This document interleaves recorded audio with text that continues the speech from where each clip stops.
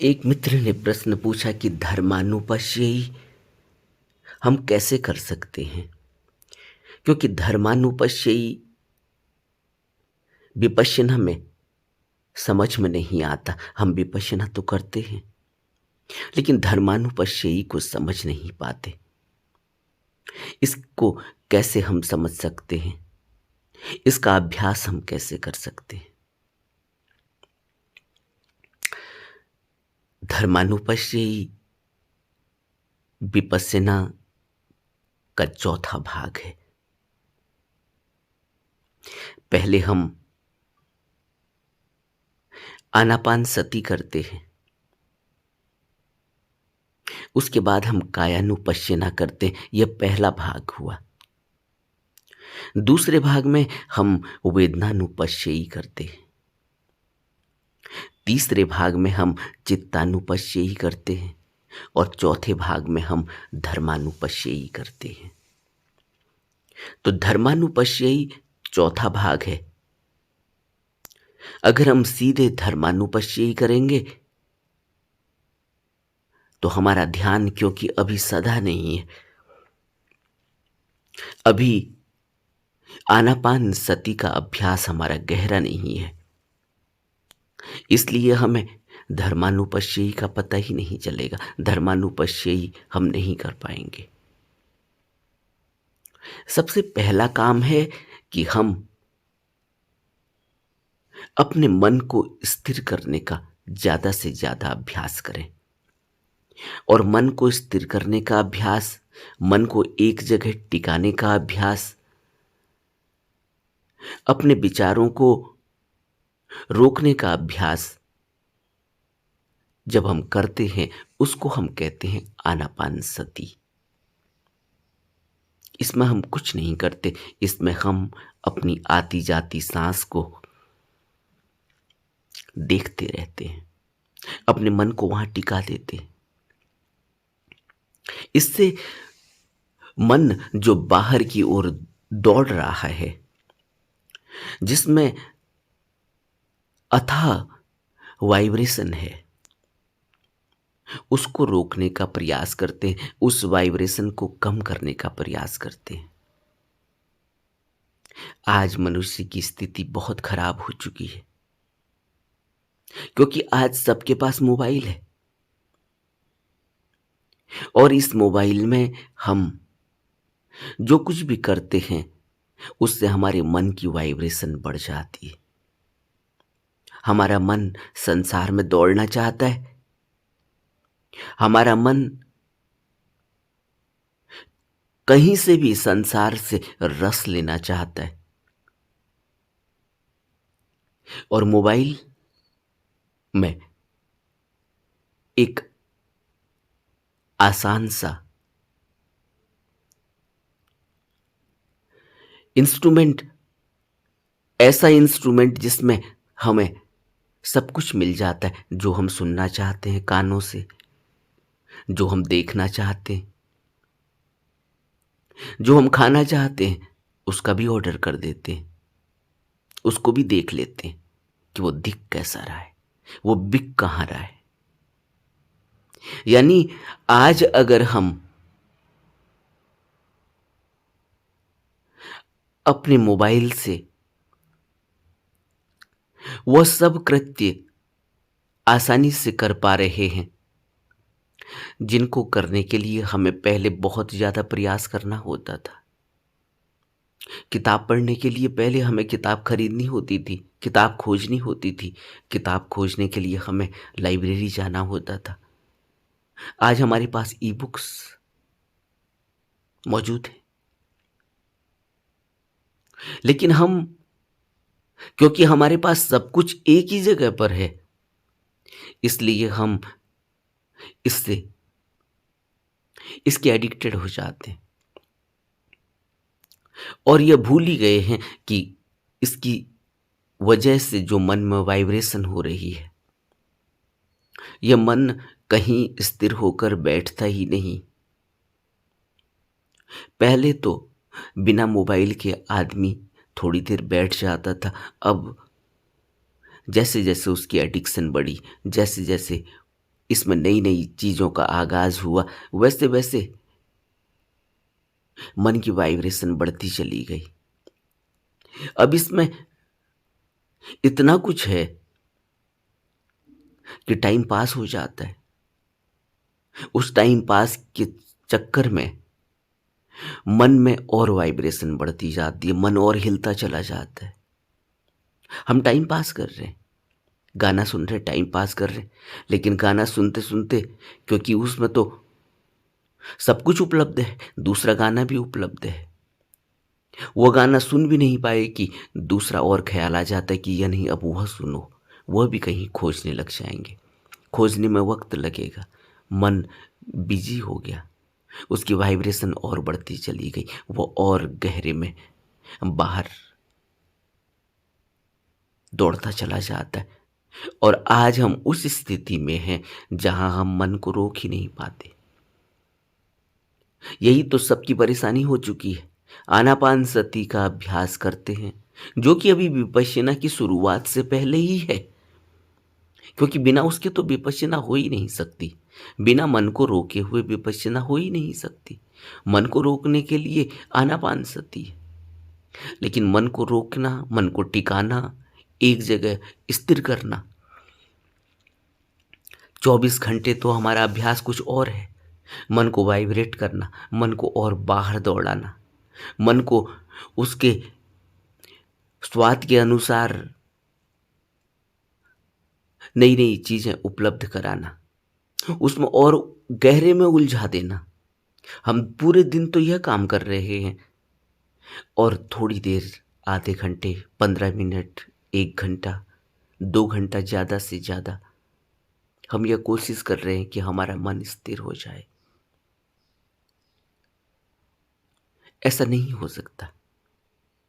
हमें इस बात पर विचार करना होगा कि हम इस मन को कितना वाइब्रेट कर रहे हैं, इसको कितना उलझा रहे हैं, इसको कितना दौड़ा रहे हैं संसार में। और काम हम करना चाहते हैं ध्यान, विपश्यना, मन को रोकने का। ये दोनों बातें उल्टी हैं, और इसमें हम वक्त ज़्यादा दे रहे हैं मन को दौड़ाने में, मन को वाइब्रेट करने में, मन को उलझाने में, मन को फंसाने में, मन को नई नई क्रियाओं में उलझाने में, नई नई विधियों में उलझाने में। और जहां रेशियो हमारा ऐसा हो कि हम 10 घंटे मोबाइल देख रहे हैं, मोबाइल में मन को उलझा रहे हैं। काम अलग बात है, व्यर्थ के कामों में उलझाना, व्यर्थ के समय बर्बादी में, समय काटने में मन को उलझाना, और फिर जो हमारा रेशियो आता है वो आता है 10 घंटे मन को बाहर उलझाना और आधे घंटे इसको स्थिर करना। तो पलड़ा किसका भारी होगा? 10 घंटे व्यर्थ की बकवास और आधे घंटे सत्संग, किसका पलड़ा भारी होगा? हमें विचार करना होगा। और यह काम कोई भी तथागत आके हमारे लिए नहीं करेगा, कोई भी गुरु आकर हमारे लिए नहीं करेगा। मोबाइल हमारा है, मन हमारा है, और हम स्वतंत्र हैं। कोई गुरु, कोई तथागत आकर हमारे मन को, हमारे हमारे मोबाइल को हमसे छीनेगा नहीं। कोई भी गुरु, कोई भी तथागत आकर हमें बंधन में नहीं बांधेगा, हमें किसी कमरे में बंद नहीं करेगा, हमारे हाथ पांव बांधकर ध्यान नहीं करवाएगा। यह काम हमें खुद करना है। और बुद्ध ने कहा है कि तथागत मार्ग दर्शन के लिए आते हैं, मार्ग दिखा सकते हैं, लेकिन हमारे लिए उस मार्ग पर चल नहीं सकते। चलना तो हमें ही होगा। तो जो धर्मानुपश्येही की हम बात कर रहे हैं, यह धर्मानुपश्येही तो बहुत बात की बात है। पहले तो मन को स्थिर करने के लिए आनापान सती का गहरा अभ्यास चाहिए, वक्त लगाना होगा। एकांत में बैठना होगा, अपने मन को समझना होगा, उसको रोकना होगा, उसको स्थिर करना होगा, उसका अभ्यास करना होगा। तब हम धर्मानुपश्ययी तक पहुंच पाएंगे। पहले तो स्थूल में कायानुपश्ययी करना है, काया में देखना है। फिर वेदनाओं में, स्थूल में देखना है, वेदनाएं क्या उठ रही हैं, कितनी उठ रही हैं, कहाँ कहाँ उठ रही हैं। फिर देखना है सूक्ष्म में, चित्त में देखना है। चित्त में कुछ स्थूल है जो आसानी से महसूस होता है, कुछ सूक्ष्म है, अब और गहरा अभ्यास चाहिए। वेदना में कुछ स्थूल है, कुछ सूक्ष्म है, गहरा अभ्यास चाहिए। और जब चित्त की तरफ बढ़ते हैं तो गहरा सूक्ष्म अभ्यास चाहिए। और चित्त के बाद फिर हम आते हैं धर्मानुपश्ययी में।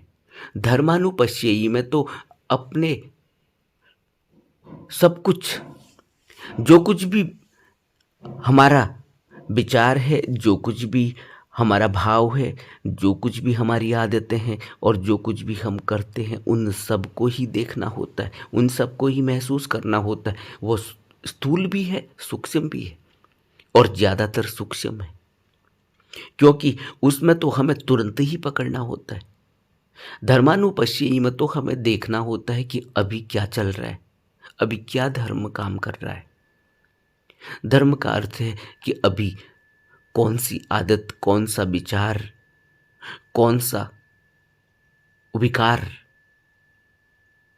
भारी पड़ रहा है और कौन सा विकार अभी नहीं है, उसको तुरंत पकड़ना और उससे ऊपर उठ जाना। धर्मानुपश्ययी में 5 निवरण को देखकर बिहरता है एक भिक्षु, एक अभ्यासी। क्या है 5 निवरण? किन 5 चीजों को धर्मानुपश्ययी में हमें देखना है, महसूस करना है, उनसे ऊपर उठना है। वह 5 निवरण है। पहला है कामछंद, कामच्छंद। दूसरा है व्यापाद। तीसरा है स्त्यान्मृद्ध। चौथा है औदत्य कौकृत्य और 5वां है विचिकित्सा। इस पर हमने बहुत बात की है पहले की वीडियोस में भी। उन वीडियोस को आप विपश्यना मेडिटेशन के नाम से प्लेलिस्ट बनी हुई है, जो डिस्क्रिप्शन में सारी प्लेलिस्टों के लिंक आपको डिस्क्रिप्शन के अंत में मिल जाते हैं। किसी भी वीडियोज में, किसी भी वीडियो के आप डिस्क्रिप्शन को खोलेंगे, सबसे अंत में आपको सभी प्लेलिस्ट के लिंक मिल जाएंगे। अलग अलग प्लेलिस्ट पर वीडियोस बनी हुई हैं। बुद्ध के उपदेशों पर वीडियो बनी हुई है, मेडिटेशन पर वीडियो बनी हुई, विपश्यना मेडिटेशन पर वीडियो बनी हुई है। इसी तरह से बहुत सारे टॉपिक्स पर वीडियो बनी हुई है।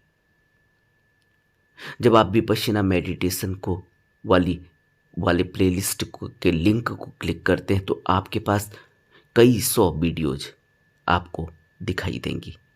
उसमें विपश्यना के बारे में बहुत डिटेल में बात की गई है।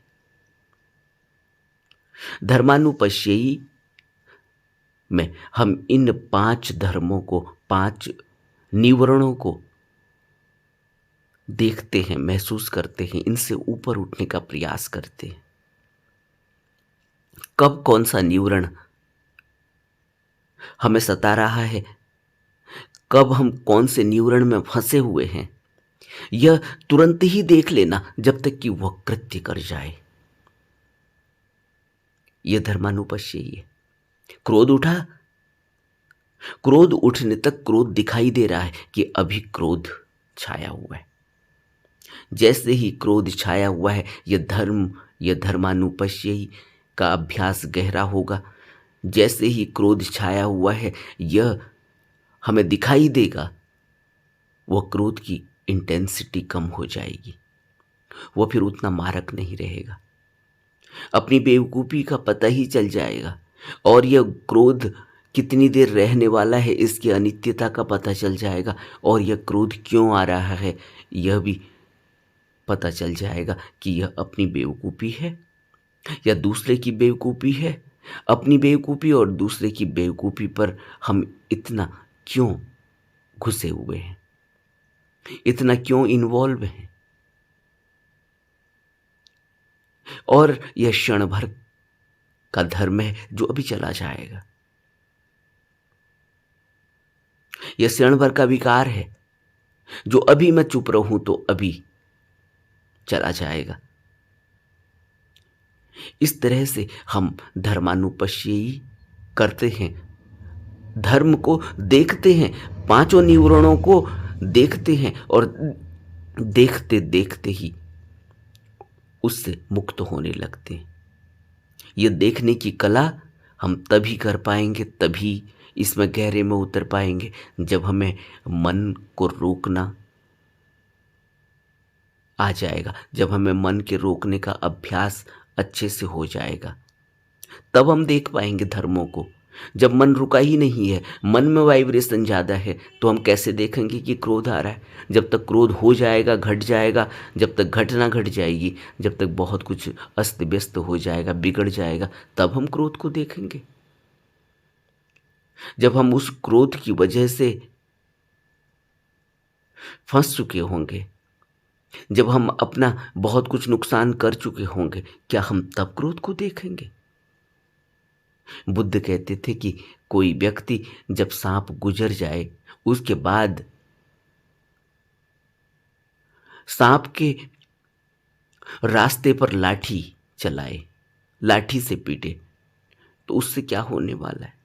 या कोई चोर घर के अंदर घुसकर सामान ले जाए, चोरी कर ले जाए, उसके बाद दरवाजा बंद करेंगे तो उसका क्या फायदा है। और हम यही काम कर रहे हैं। हमें क्रोध तब दिखाई देता है जब हम उस क्रोध में फंसकर अपना बहुत बड़ा नुकसान कर चुके होते हैं। हमें कामच्छंद, हमें काम वासना, हमें राग तब दिखाई देता है जब हम अपना बहुत नुकसान कर चुके होते हैं। तब हम प्लानिंग करते हैं कि अब कल से यह करेंगे। ऐसे नहीं हो सकता, कभी नहीं होगा। अगर हो सकता तो बुद्ध हमें पहले ही और भी आसान तरीका बता देते जिससे हो सकता था। नहीं हो सकता। होगा जो बुद्ध ने बताया है उसी तरीके से। और शुरुआत मन को रोकने से करनी होगी। आनापान सती को अच्छे से अभ्यास करना होगा, ज़्यादा से ज़्यादा अभ्यास करना होगा। और अगर हम सोचें कि हम आनापान सती आधे घंटे कर लेंगे और उसके बाद पूरे दिन तो हम कुछ भी करेंगे, मन को कहीं भी दौड़ाएंगे, कहीं भी कुछ भी खाएंगे, कुछ भी करेंगे, फिर ऐसे नहीं होगा। हम हमेशा ही ऐसे ही होंगे कि हम 1 कदम आगे रखते हैं और 10 कदम पीछे, और हम 9 कदम हमेशा ही पीछे रहते हैं। हम कभी भी अपने गंतव्य पर, कभी भी अपने उद्देश्य पर, कभी भी हम सत्य पर, कभी भी हम निर्वाण पर नहीं पहुंच पाएंगे। यह अभ्यास बहुत सीरियस तरीके से करना होता है। इसमें जीवन को लगाना होता है, इसमें दांव लगाना होता है। यह ऐसा नहीं है कि हम सब कुछ करेंगे और साथ में ध्यान करेंगे। उस ध्यान में कोई गति नहीं होती। वह ध्यान सब कर रहे हैं, पूरी दुनिया ध्यान कर रही है। उस ध्यान में कोई गति नहीं होती, क्योंकि वह ध्यान ऐसे ही है, 1 कदम आगे और 10 कदम पीछे। 1 कदम आगे को चलना और 10 कदम उल्टे चलना। हम हमेशा ही 9 कदम पीछे रहते। तो अगर हम धर्मानुपश्ययी करना चाहते हैं, अपने अंदर उन 5 विकारों को देखना चाहते हैं, उनको दूर करना चाहते हैं और अपने जीवन को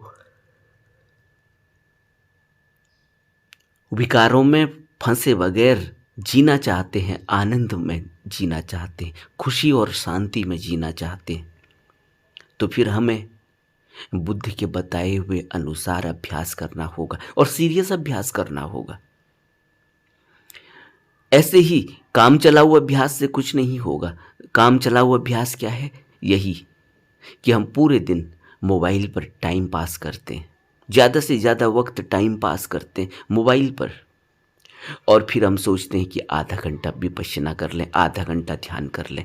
उससे हम हमेशा ही 9 कदम पीछे रहेंगे और हमारी कोई गति नहीं होगी और हमारा जीवन ऐसे ही दुख में बीत जाएगा, दुख में कट जाएगा और हम दुखी होकर ही मर जाएंगे और फिर दुखी होकर ही पैदा हो जाएंगे। ये दुख क्या है? ये भवबंधन, ये भवचक्र, ये जन्म मरण दुख है, महादुख है। नमो बुद्धाय।